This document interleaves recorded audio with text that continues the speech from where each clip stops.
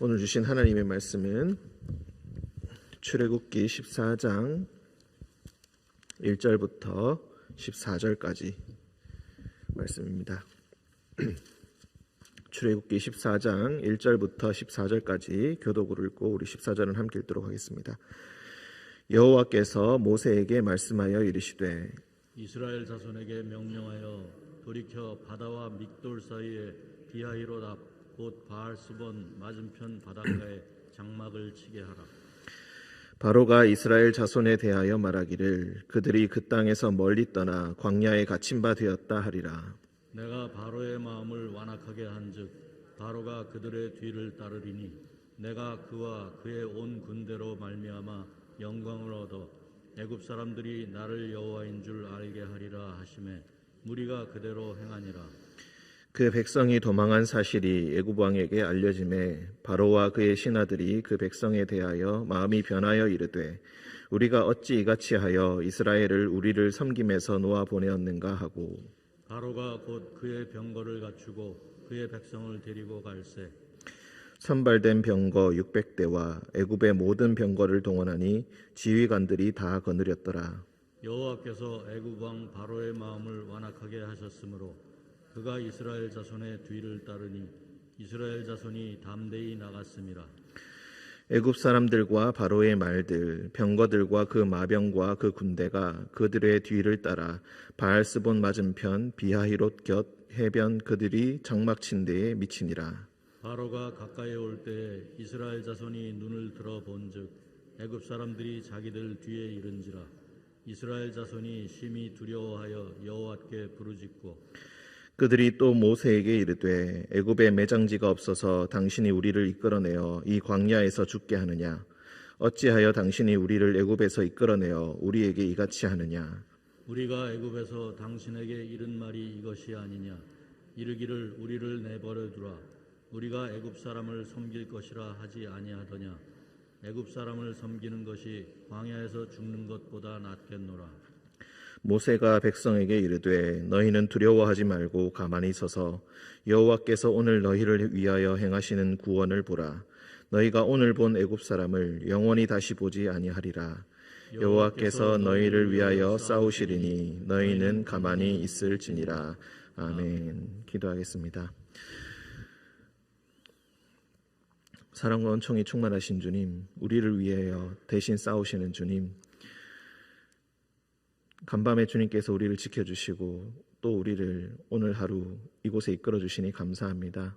주님 앞에 예배드리며 주님 앞에 말씀드릴 때에 우리의 어두웠던 마음이 있다면 그 말씀으로 주님께서 우리의 마음을 밝혀주시고 우리의 갈 길을 오늘도 찾아가는 우리 모든 성도들 되게 주님 인도하여 주옵소서. 거룩하신 주님, 앞길을 알지 못한 채 육체의 질병과 심리적 불안으로 길을 헤매고 있는 자들이 있습니다. 주님 찾아가 주셔서 그들의 손을 붙들어 주시고 그 어둠 속에서 가야 할 바와 그 마음의 담대함을 주님께서 허락하여 주옵소서. 주님, 큰 일을 준비하며 결심한 성도들이 있습니다. 주님께서 그 모든 일에 간섭하여 주시고 주님께서 자신이 우리의 하나님 되심을 알리시기 위해 위기를 주시고 또한 기회를 주심을 우리가 분명히 알고 우리가 모든 일에 행할 수 있도록 주님 우리와 동행하여 주옵소서. 거룩하신 예수님의 이름으로 기도드립니다. 아멘. 14장 1절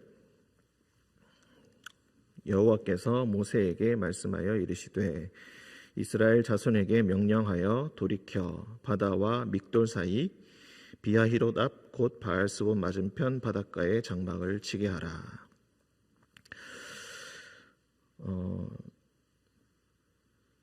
지금 이스라엘 자손들이 이제 드디어 출애굽을 하게 되었는데 바닷가의 길을 따라서 즉 나일강 하류 삼각주 지역 그쪽에서 람셋 지역 그쪽에서 출애굽을 시작하여서 지중해를 끼고 지중해를 왼쪽에 끼고 가장 빠른 길로 가려고 하다가 이제 여호와께서 모세에게 말씀하여 이르셨다.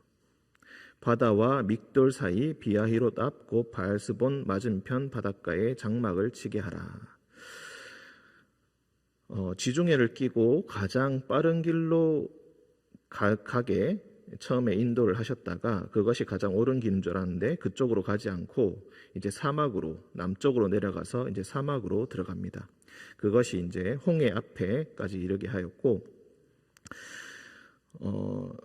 하나님께서 그곳에 가서 이제 장막을 치게 하라라고 하셨습니다. 여기서 비하히롯이라든가 믹돌 이런 지역, 바알스본 이런 지역이 정확하게 어디를 가리키는지는 우리가 알 수는 없습니다.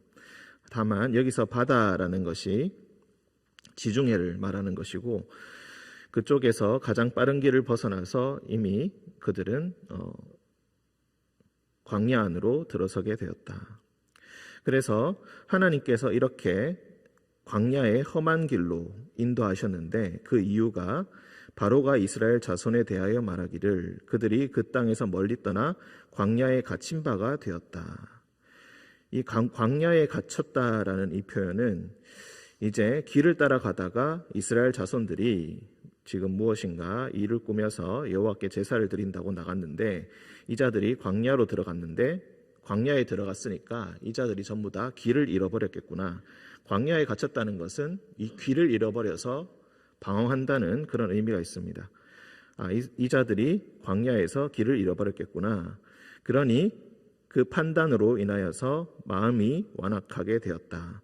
내가 바로의 마음을 완악하게 한즉 바로가 그들의 뒤를 따르리니 내가 그와 그의 온 군대로 말미암아 영광을 얻어 애국 사람들이 나를 여호와인 줄 알게 하리라.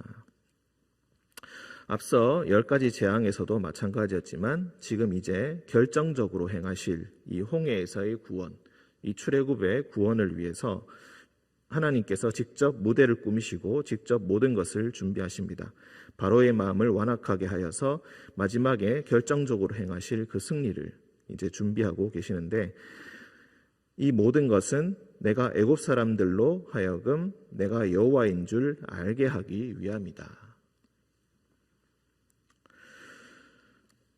그러니 무리가 그대로 행하였다. 5절 그 백성이 도망한 사실이 애굽 왕에게 알려지게 되었다. 자, 처음에 약속이 이제 3일길쯤 광야로 들어가서 우리가 여호와께 제사를 드리고 다시 돌아오겠다라는 것이었는데 이제 그것을 광야로 들어가서 이제 이자들이 광야로 들어갔다는 것은 이제 다시 돌아오지 않기 위해서 도망쳤구나라고 판단을 했다는 것입니다. 그래서 그 백성이 이제 내 앞에서 도망갔구나라는 것을 알고 그것을 이제 애굽 왕이 알게 되었다. 그러니 이제 다시 가서 이 자들을 다시 잡아오면 되겠구나. 다시 값싼 노동력들을 마음껏 우리가 부릴 수 있겠구나.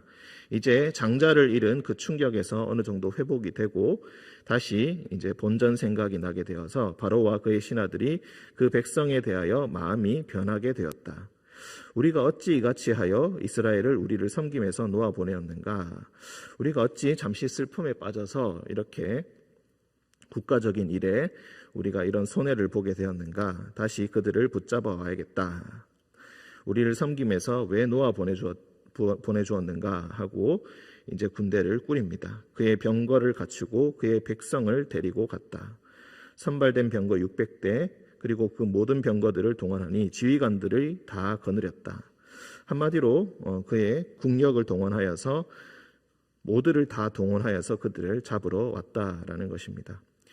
장정만 60만이고 백성들이 모두 200만 정도 된다고 봤을 때 그들을 다 붙잡아 오기 위해서 여기에 총력을 기울였다. 8절 여호와께서 애굽 왕 바로의 마음을 완악하게 하셨으므로 그가 이스라엘 자손의 뒤를 따르니 이스라엘 자손이 담대히 나갔습니다. 애굽 사람들과 바로의 말들, 병거들과 그 마병, 그 군대 뒤를 따라서 이제 그 뒤에 이제 미치게 되었습니다. 이제 그들을 다 따라잡아서 그들 바로 뒤에까지 오게 되었습니다. 그러니 바로가 가까이 온 것을 보고 이스라엘 자손들이 두려워하기 시작합니다. 두려워하며 여호와께 부르짖는데 11절 12절을 보시면은 애굽에 매장지가 없어서 당신이 우리를 이끌어내어 이 광야에서 죽게 하느냐.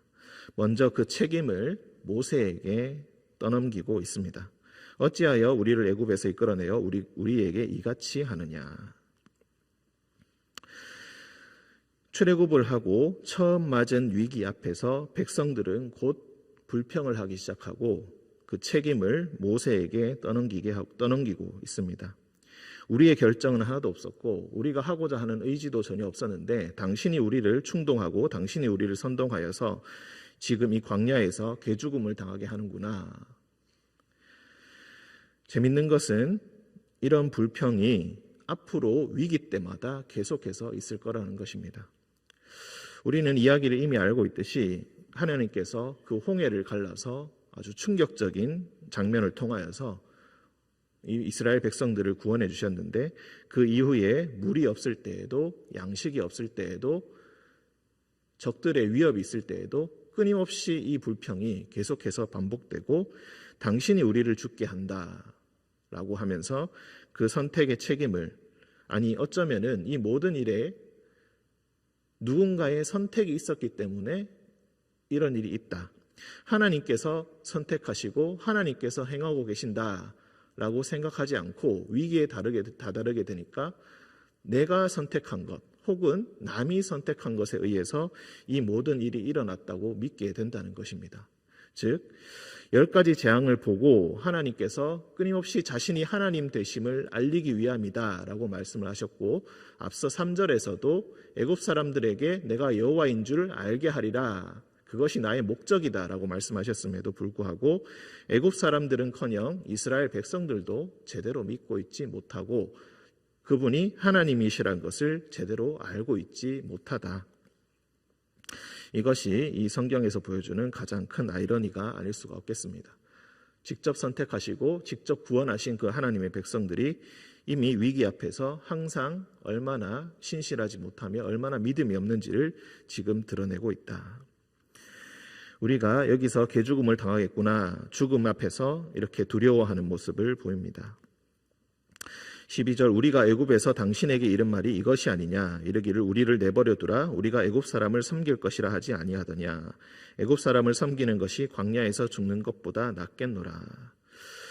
성경에는 정확하게 우리를 내버려 두라라고 한 말은 나오지 않습니다. 처음에 모세가 가서 전하고 난 이후에 바로가 화가 나서 5장에서 이제 벽돌을 구울 때 이제 집들도 너희가 다 가지고 와라. 하지만 목표량은 변하지 않는다. 과중한 업무를 더 이제 그들에게 떠넘겼을 때, 그들에게 주었을 때 불평했다는 말은 있지만 우리는 그냥 애굽 사람들을 섬기면서 여기서 살겠다라고 하는 말은 한 번도 나온 적이 없습니다. 그들의 두려움 때문에 기억력이 없어지고 그들이 하나님을 얼마나 믿지 못하는지, 모세를 얼마나 믿지 못하는지를 그냥 이 구절을 통해서 보여주고 있는 것입니다. 이제라도 그 군대의 위용 앞에서, 바로의 군대의 그 위용 앞에서, 그리고 뒤로 펼쳐진 홍해 앞에서 이들은 죽음이 다다랐다고 생각하고 이제 모든 것이 끝났다라고 생각하면서 이런 불평을 늘어놓고 있게 된다는 것입니다. 사실 이 11절과 12절에 되풀이되는 남에게 책임을 떠넘기고 그 선택에 잘못된 선택으로 우리가 이런 지경에 이르게 되었다. 애초부터 이렇게 하지 말걸. 애초부터 하나님께서 제안하시는 것을 받아들이지 말걸이라고 마음먹는 이 마음들이 굳이 이 장면의 이스라엘 백성들에게만 해당되는 것이 아니라 하나님을 믿는다고 하는 우리 모두에게도, 인간들에게도 지금 이 시대를 살아가는 우리에게도 똑같이 되풀이되는 현상이다라고 볼 수 있겠습니다. 무엇인가 일이 잘 되어 갈 때는 우리가 하나님 앞에서 감사합니다라고 하지만 때로는 그 감사도 내가 잘해서 그렇다라고 생각하고 나에게 그 공을 돌리곤 하고, 그리고 일이 잘 되지 않을 때는 내가 왜 그렇게 하였는가, 하나님께서 나에게 왜 이렇게 행하시는가, 내가 애초부터 왜 이런 잘못된 선택을 하였는가 라고 불평하고 있다는 것입니다. 하지만 하나님을 전적으로 신뢰하는 사람들은 굳이 나의 선택 때문에, 굳이 너의 선택 때문에 이런 일들이 벌어진 것이 아니라 지금 하나님께서 자신의 하나님됨을 알리기 위해서, 전적으로 자신을 신뢰하게 하기 위해서 이 모든 일들을 주님께서 직접 행하고 계시고 우리에게 보여주려고 하고 계신다. 그렇기 때문에 두려움과 불안을 모두 다 주님께 내어드리고 전적으로 하나님을 신뢰하게 된다는 것입니다. 13절, 모세가 백성에게 이르되 너희는 두려워하지 말고 가만히 서서 여호와께서 오늘 너희를 위하여 행하시는 구원을 보라. 우리가 찬양으로도 잘 알고 있는 아주 유명한 구절입니다. 두려워하지 말고 가만히 서 있으라. 두려움 앞에서 너희가 지금 할 수 있는 것은, 어차피 할 수 있는 것은 아무것도 없다. 가만히 서서 여호와께서 오늘 너희를 위해서 어떤 일을 행하시는지 너희 두 눈으로 똑똑히 보아라. 너희가 오늘 본 애굽 사람을 영원히 다시 보지 아니하리라. 지금 애굽의 병거와 군대가 눈앞에 있습니다. 어쩌면 가장 두려워하는 것들의 실체, 우리가 마음속으로 가장 두려워하고 있는 것들의 그 실체를 지금 눈으로 보고 있는 것입니다. 그 두려움, 우리를 두렵게 하는 그 두려운 것들을 우리의 눈으로 직접 목도를 하고 직면했을 때, 그리고 그 두려움의 대상이 하나님께서 행하시는 구원 앞에서 아무것도 아님을 깨닫게 될 때에 우리는 비로소 두려움에서 벗어날 수 있게 되고 하나님께서 행하시는 구원이 어떤 것인지 알게 되고, 그리고 하나님을 전적으로 신뢰할 수 있게 된다. 여호와께서 너희를 위하여 싸우시리니 너희는 가만히 있을지니라.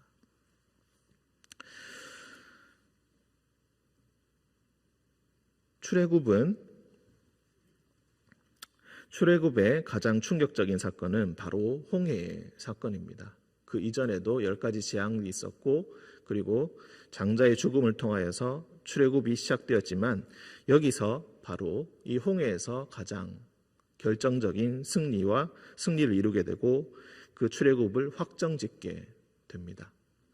이 사건, 이 출애굽의 사건, 그리고 그 이후에 광야에서 펼쳐질 모든 사건들, 그리고 가나안 땅에 진입하여서 싸우게 되는 그 모든 사건들, 그 사건들을 이 하나님께서 행하신 이 결정적인 구원의 사건들, 이스라엘 자손이 하나님의 백성으로 거듭 태어나게 되는 이 사건들을 우리는 예수 그리스도의 십자가의 사건에 빗댈 수 있겠습니다. 예수님께서는 죽음과의 싸움에서 십자가에서 결정적으로 승리하셨습니다.